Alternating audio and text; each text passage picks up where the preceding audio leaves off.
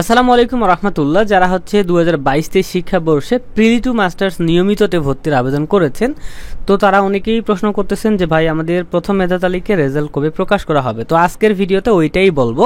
তো চলেন ভিডিওটা শুরু করি। তো সর্বপ্রথম আপনাদেরকে আমি বলতে চাচ্ছি যে আপনাদের ভর্তির আবেদনের লাস্ট ডেট ছিল 3 জুলাই 2025 তারিখে। ঠিক আছে, সো 3 জুলাইয়ের মধ্যে যারা আবেদন করতে পেরেছে তারা করতে পেরেছে, যারা করতে পারেনি তাদের কিন্তু কোনো সুযোগ নাই।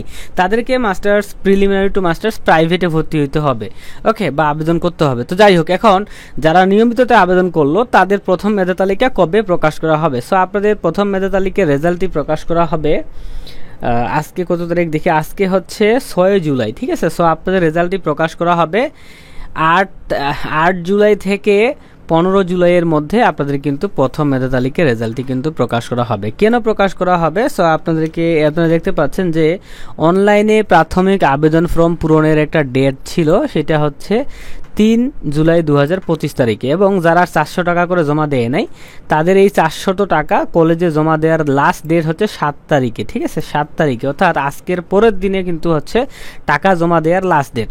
তো টাকা জমা দেওয়া হওয়ার পরে কলেজ কর্তৃপক্ষ যাদের টাকাগুলো পাবে তাদের ওই ফর্মটাকে, আবেদন ফর্মটাকে নিশ্চয়ন করবে 8 জুলাইতে। অর্থাৎ এই যে কাজগুলো 3 জুলাই থেকে 8 জুলাই পর্যন্ত সকল কাজ কিন্তু তারা করবে, এবং 8 জুলাইয়ের পরে কিন্তু ফ্রি হবে। ঠিক আছে, এবং কলেজ তবুও একটা কাজ করবে, সেটা হচ্ছে প্রত্যেক আবেদনকারী প্রতি 300 টাকা করে জাতীয় বিশ্ববিদ্যালয়কে সোনালী ব্যাংকের মাধ্যমে জমা দিবে।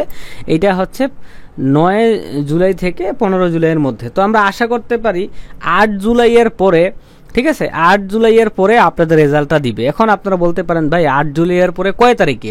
এটা তো আর সঠিকভাবে বলা যাচ্ছে না নোটিশ না পেলে। সো মনে করেন 8 জুলাই থেকে আপনাদের হচ্ছে 15 জুলাইয়ের মধ্যেই আপনাদের কিন্তু রেজাল্টটি প্রকাশ হয়ে যাবে ইনশাল্লাহ। তো এই ছিল ভিডিও, একটা লাইক করে দিয়ে, আল্লাহ হাফেজ।